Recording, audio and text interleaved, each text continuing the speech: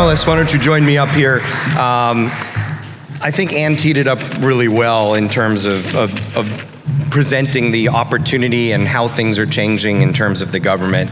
What we're going to do, as Sandy said, is an insider view. We're going to just conduct this as a Q&A and talk about a few different topics. But I think to get us started, if you go back about 15 years and remember that .com era, everyone, some of you are old enough to remember that. And if you were a startup back then and you went to your VCs and said, hey, we're going to start targeting the federal government or government organizations, they would probably question your ability to get to revenue quickly enough. And there were a few places where they had that patience, but it wasn't very common. There are two things that have really changed here. First, I think, is that recognition that the market is immense, and we'll have some of our panelists talk about that. And patience does pay off. And the second thing is this change in the pace of innovation in government, the willingness to work with people like all of you, early stage companies bringing innovation. So today's panelists will be talking about that insider's view, how things are changing, and they'll bring three different perspectives. So I'm thrilled to have this panel. At the far end is John Bergin, who is the Business Technology Officer for the Department of Defense. He flew in last night. He was in the Pentagon, the only building slightly bigger than the Apple headquarters, yesterday. And in his role, he's driving that change of how the government can more quickly bring technologies into the organization and drive IT efficiencies. And he'll talk about that. Hardik Bhatt is more of a state and local role. So he was responsible for the Smart Chicago program and now is the Chief Digital Officer for the state of Illinois. And he's worked in private sector before that and in fact sits on 2 boards of early stage companies in the IoT space. And then representing the vendor side, giving that perspective of, hey, what they're saying is great, but here's the reality of how I see it, is Scott Sieracki, who's CEO of Viscount Systems. He's been selling for a couple or maybe 3 decades. He would never admit that, but let's say a couple of decades into the government markets in a range of different areas, from security and access control, networking, and I just want to thank our panelists all for sharing their time with us today. So thank you. Let's start with the idea that we heard a little bit from Ann, that government maybe historically has been slower to adopt new technologies. So I'll kick it off to John first. Can you talk about how that is changing and what are some of the programs you've been driving to bring innovation in quicker? Sure. So I think the key for us is industry engagement. I think we've heard that from the Congressman this morning at the kickoff speech. It's something that the Senate and the Congress has supported very strongly. We have a program we call the IT Exchange Program. We're very much like Ann. We do rotational assignments, except instead of just asking to bring people in or doing fellowships in, we're doing placements of civilian and military resources out into small and large technology companies to really learn about what's going on in industry and bring that culture change back in with them. And then we're accepting people in from industry also. So it's a two-way street where industry's coming in and learning our peccadillos, and we're going out to industry and hopefully bringing that culture change back. But it's about culture. It's a forceful change that we've got to bring through. And so we've done 10 to 20 of those placements so far. We've got another 4 to 5 going. One of the big outreach asks that we'd have here is anybody who's got a small company and says, hey, I think I've got a great GovTech idea, whether the Department of Defense you think we'd be interested or not, we have wonderful resources who we could potentially place out there for a 3 to 6 month rotation to do a knowledge sharing and work with you. And we bring great program managers who have experience with large scale programs. Kind of on a breadth and width that nobody else has or can put on the table. So please certainly look for the ITEP program, ITEP, if you put it in Google, you'll find it. We'd love to get feedback from folks. So is that two-way? Do you, the early stage company sends you somebody and you send somebody back, or is it they're independent? They're totally independent. The only thing that I've got to do is write a nice report to Congress every year. I write a lot of nice reports.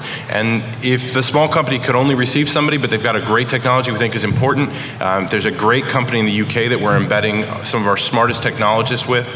We've done encryption embedding folks from interesting parts of our organization to say, how do we help that company cross that security hurdle? It's about the need and the opportunity in each case, and we certainly evaluate that and find resources where we can. All right, that sounds interesting. If any of you have people you might want to send or a need that you might benefit from somebody coming from the government and sitting with you for a while, that's a great one. Hardik, what about at the state government level or even the city? Are there programs that you've been driving to bring new technologies in faster? Definitely. So we have obviously very strict procurement rules, but we also have a smaller procurement that we can do really that doesn't have to go through the entire procurement process. So we use that extensively to bring in some of the very nimble solutions into government. We also host many entrepreneur showcase. So I know Ron Bonningham is going to talk in one of the panels today on GovTech, who runs the GovTech Fund out of California. And we had 4 of his entrepreneurs basically join us remotely on WebEx through the entire CIO Council of the state of Illinois last year, where we looked at seamless docks and some of the other newer inventions that they have come up with. The idea is, as we heard from Anne, I think the days of doing those large monolith 6-year-long projects in government is over. It's time to start getting actually much nimbler, faster solutions in, because technology around us is changing extremely fast as well. We also recently did an RFI on blockchain, and we got great responses, 20 of those, and we are now looking to do at least kick off 5 pilots, proofs of concept in blockchain with academic credentialing and many other property deeds and others, and we want to get those going in the next 6 months. Sorry, on the blockchain piece, and I know there's a large segment there, and we're also really interested, and I think there's a shared, where we have this piece that allows us all to do things well with industry, what we're looking at blockchain to do is an interesting twist, which is, right now when I do a procurement, I have to buy a pen, which includes a cap. If I deploy a soldier somewhere and they lose the cap, I have to buy the pen and the cap. How do I leverage additive manufacturing and blockchain to protect the intellectual property of Northrop Grumman's cap? Well, it turns out I can do that. I can now, through blockchain, assert you have the license to print 4. I know when you've printed it. I know where it is. I get to auditability. The opportunities for that are dramatic. The security implications are also dramatic, but I think that industry to government connection to protect their intellectual property, to enable the warfighter, and to reduce waste in the supply chain for everybody is huge. And I see such a huge rocket ship that we all need to be aware of as we operationalize blockchain, and it can't just be a whiz-bang flash in the night. How many people here in the room, your companies have some play relative to blockchain? A fair number. So Scott, let me turn it to you as a vendor selling to people like John and Hardik. How have you seen over the last 20 years or so the process of selling new technologies to the government change? How is it the same? Sure. Yeah, good question. Well, so the perspective I want to make sure that I set with the audience is that, today I'm representing a small company. So an entrepreneurial company. We have a lot of conditions that are associated with our business. We're either privately funded, potentially by our own wallets. We're venture capital backed. We're private equity backed.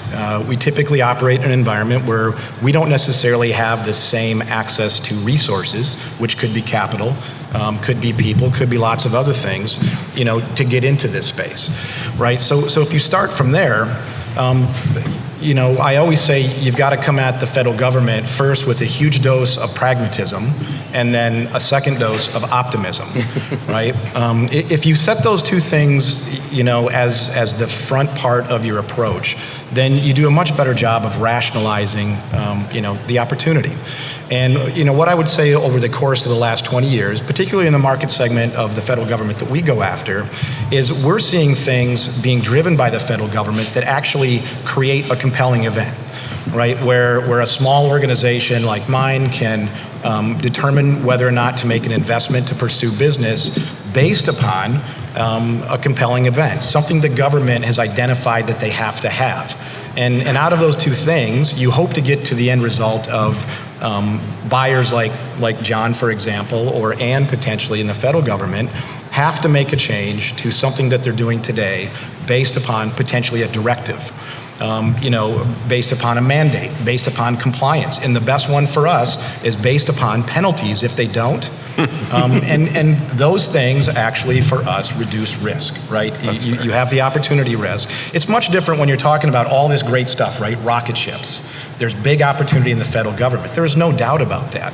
But not to say that it's unfairly slanted towards those much larger players that have much more capital, that have long-standing relationships, that have, advocacy firms that spend a lot of time, working relationships. It's not to say that, but ultimately you want to make sure there's a compelling event. And we're starting to see the federal government, especially around technology, in particular in my case around security, drive things that are now, directives, whether they've fallen out of HSPD 12 and derivatives down the hill from HSPD 12. And, you hope to see governing bodies like NIST get involved and rubber stamp things and pre-qualify things and set specifications. And then the biggest part, I always say too, is regardless of all these wonderful things that they're doing and maybe directives, is make sure they're funded, because not all directives are funded. And, again, for small organizations, it's opportunity cost. So. Thanks, Scott. John, I heard you chuckle at the penalty piece. What's your view of the carrot versus the stick? Are the people in your organization motivated more by one or the other? So, Hardik, how much money do you spend on IT in the state of Illinois, all in? $1 billion a year. Okay, so he spends $1 billion a year. Mine is 40 to 45, maybe a little higher on IT, right? On IT. And when we talk, and what Ann talks about with FITARA, very little of it applies to the Department of Defense. So the DoD gets a carve out because we are half the federal IT spending. So I chuckle because the penalties are internal. If we don't manage our organization smartly and effectively ourselves, even the Senate and Congress don't necessarily dive in, but Secretary Mattis and the Deputy Secretary Bob Work have made very clear guidelines that we will be effective and lethal. So those are all driving IT costs out. So how do we bring technology in and displace a legacy paper process? How do we reduce audit of unwanted things? So the answer that I chuckle at is we're our own best friend and worst enemy, whereas I think in the state of Illinois and certainly the EPA, you've got more global federal initiatives that are driving directives down to you. It's a little bit of a different landscape. So there is the federal side and the defense side, unfortunately. All right, great. And Hardik, why don't we take a little bit of a different view here? People in this room thinking of the government as their primary market, or at least one of their early markets for their products. What should they do early on to position themselves to go after your business? And what kinds of things can they make sure they get in place at the beginning? I think one of the biggest myths that has been going around, a couple of things. One is the government is easy. Government technology is easy, which is actually not true. It's very complex, as you see from inside. Multiple different agencies have different charters, but going after the same citizen. So when you see it from inside out with the government, you have the tendency of thinking that I'm doing something extremely peculiar, extremely different from my agency compared to that other agency, compared to the other agency. But at the end of the day, we forget that we are all providing a solution to that one citizen that's going to multiple agencies. So if your solution is geared towards solving a citizen problem, I think that would appeal to us very quickly compared to if we are trying to solve an agency problem, because the solving agency problems days, I would say, have gone, at least are 3 to 5 years old. So have your solutions, have the citizen at the center of your solution, will be much more open to understanding that. The other thing is, we heard from John is, make sure that, you're going after something that is funded, because the governments have the tendency of, they'll spin your wheel as long as it takes, and then eventually you'll spend a year and then there's no business from the government. As an entrepreneur, as an early stage or even a mid-stage business, I don't think that's really worth your time. Because we have a lot of time. We think we have a lot of time. So make sure that you are going after something that is funded. And also the other thing you have to make sure, which is true for, even if I sit on a couple of IoT startup companies, and you have to make sure that even in the private sector, you're talking to the right people within the company that have the juice, that has the pull to make things happen. So when you're talking with the government, make sure that you're talking to the right person within the government that has decision-making authority and funding associated with that, so that they can make quick decision and they can get you in as quickly as they can. Also, the other thing that we have seen a lot is you'll see a lot of private sector people going into the government now. That is actually a very good thing. And I've been in and out of the government a couple of times already. There are people from the private sector in the government that think that they can change things quickly, but they don't understand the rules of the government sometimes, and they either trip or they'll make you trip. They'll make it feel very easy to get things done, but make sure that they understand how the government actually works, because some of the things are very peculiar about the government. Without getting political, I think our current president might fit in that that model. A little bit of, wow, this is harder than I thought. Anne mentioned this idea of a preference for smaller businesses, and the idea of a reserve for entrepreneurs as opposed to working always through big contract vehicles and prime contractors. John, how do you look at your big $40 or $45 billion budget? How much of that would you carve out for the people like this are in our room today? None. So there's a large conversation of we want women investors, we want small business investors, we want all these things. Yes, there's a preference for some of those. I want problem solvers. I don't care if you're a boy, a girl, or whatever. I want to solve problems, and I need business cases. Business cases allow me to free up money. Last year we solved, let's call it $30 million in small investments from $100,000 to $10 million in value in an 8-week time cycle that said, potential solution, quick pilot, big payoff, return on investment. If you come to the door and say, John, I can change your firewall rule settings and reduce the amount of labor you're doing to manage your firewall rule settings, this many per firewall, well, I go back and do the math and say, wow, I'm at a return of investment in, let's call it 2 months. That's worth a pilot. I can get that done. We can get that done.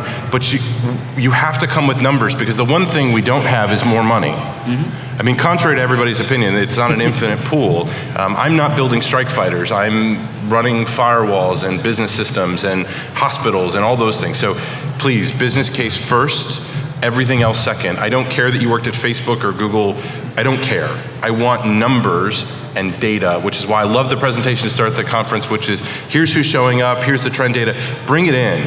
Be entrepreneurs with data, not with a great idea. I don't have time for a great idea. I need stuff I can implement and use. But you wouldn't be worried about the risk of an early stage company. You're going to look at the technology and the solution. Oh my God, you should see some of the stuff that we've invested in that is now, there's a couple, like I always tell people, I've found unicorns in my life. There's 2 investments or early buys the government's made under my help that are unicorns, and there's not many of those. But we make a lot that are donkeys. I figure, 2 out of 100 is pretty good. Unicorns are hard to find. So yeah, we have to try. Scott, how about sharing the vendor perspective there? How much of a burden is it to do all that work to sell to the government? And what are some of the tricks, whether it's working with partners or subcontracting and primes, that make it easier? Yeah. Well, I think one of the things that's greatly underestimated is how willing folks like our panelists here are willing to help. Right? So what we've discovered is if you can find a mentor, right? So let's say you have a great idea, a great product, like John said.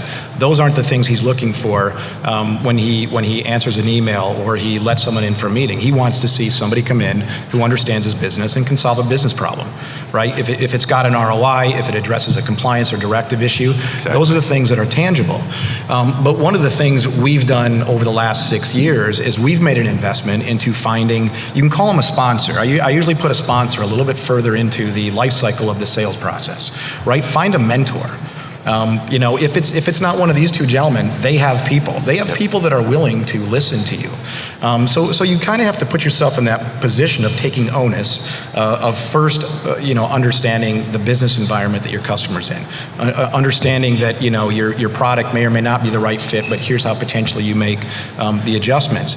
And then what I would say is that organizations like this, there's organizations out there or there's affiliations we as entrepreneurs can become part of to help educate our potential customers, and more importantly, to bring visibility to the opportunity and the potential that these small entrepreneurial-based technology companies, service companies, et cetera, have, and the value they have to organizations like a state government or Department of Defense or federal government. So, I kind of always go there first. There's a lot more onus and responsibility and, let's say, accuracy in how you invest your resources as an entrepreneur than sometimes we actually take accountability for.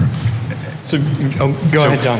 And I think that both of us on the government side, look, I'm here today because we want your participation, and I think that's a fair shared statement.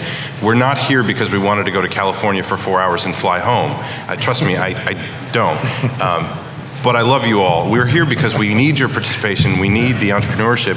We need you to get mentors and relationship building to come back and talk to us. Please leverage those local efforts. TiEcon is one example of that, but there's many, many federal and state IT business problem. Please, we're here because we need your help. So I don't want to miss that message. And Scott, quick follow-up. I mean, if you make that effort and you are successful getting to one state like the state of Illinois or to the U.S. federal government, are there ways does that help you in getting the next one? Whether it's another state or moving similar technology to another country, how does that play out? Oh, sure. There's things, for example, there's a reality that, if you're a small company, a startup company, an entrepreneurial-based business, and you can, let's say, substantiate your existence with a federal government customer, with a business case that you're addressing, applying, your solution or technology to a directive, the credibility that takes out into the general, commercial world is exponential. It's much harder to start, federal government focused or state government focused as a startup business or an entrepreneurial business. But once you earn that, whether it's an actual rubber stamp certificate or simply just a statement from a federal or state government customer, it carries a lot of weight. It carries a lot of credibility. Can we hit the international for a second? Yes, absolutely. So you're going to hear from a NATO ally shortly. The CIO of Estonia is here. We're always excited for other NATO members to be in places. What we want to say is that on the federal side, especially on the military side, mission partners are our lifeblood. They're our ecosystem that we work with. So if the U.S. government isn't hearing you, but the Australian, the New Zealand, the Estonian, there are entrees into the marketplace that aren't just the U.S. federal government. Maybe people, and quite frankly, Estonia is very impressive, that are leaning forward a little bit more than we're able to because of their size and you are watching them and learning from them. We're actively participating. So watching and learning is a standoff approach. I have staff embedded with the Ministry of Defense as they're modernizing their networks for the British government, helping and supporting in program management and other things. This exchange program that we're doing is truly across the board with all of our partner nations. We work really hard at that. So it is not watching, it is engaged progress with our allies and mission partners. It's important. We stand with them. And Hardik, at the city-to-city level, state-to-state level, similar exchange of information and embedding, working together on programs? Oh, absolutely. We have partnerships with not just within the cities or within the cities of Illinois or within the states in the U.S. We have partnership with the state of Telangana. We are talking with the state of Victoria in Australia. We are talking with the state of Ontario in Canada. So we are looking at all of these exchanges very seriously. On one point, before I forget, I want to mention is that there are lots of opportunities on the local government side as it comes to entrepreneurship, because the local governments are closest to the citizens, and the big smart city play that's been there for quite some time is finally starting to scale up. So you will see a lot of opportunities in the smart cities area, whether it is all the way down to the sensors, all the way up to the analytics or data visualization. There is a huge opportunity that is be had over the next 4 to 5 years in that particular space. So if you're working on those things, GovTech or Civic Tech, I think the days are great ahead. All right, great. We're running towards the end of the time period. It's been great. I'm going to open it up. One last thing for Scott. Here's your chance. These audience members, they want to be successful selling into the government. Can you think of one thing that you would share with them? You already used your optimism, pragmatism piece, but one other thing that they should think about as they go forward into selling to the government. Yeah, well, there's a couple of ways to maybe paint a graphical picture, but I always approach the opportunities as you don't always need to win or eat the whole pie, right? Sometimes we get very myopically focused on what we think is the end goal, and the end goal may be an entire project, it may be an entire program, it may be an entire contract. And sometimes when you're not that big company, you're not that that overly resourced, overly capitalized company, you need to step back a little bit and find another way to get started. It doesn't mean you can't ultimately participate in that, let's say, that grandiose, rocket ship opportunity. But if you take a practical approach and you find a piece of that business that gets you that initial momentum, it's a starting point, and typically, that momentum will carry you into a much larger opportunity, a much larger ecosystem. And I would caveat that with as well is there's situations where if you're looking at that smaller piece of pie, maybe you need to be looking at being a subcontractor to somebody else that's in a better position to maybe service one of these two large government entities. You don't always have to have the whole thing, but sometimes having 1% to 10% of 100% pie is much better than not getting any of it. All right, we'll wrap up there. I think all of our panelists are interested in talking with you. We'll be around at the breaks, and I want to thank our panelists once again for flying in many cases and joining us today. It's been great. Thank you.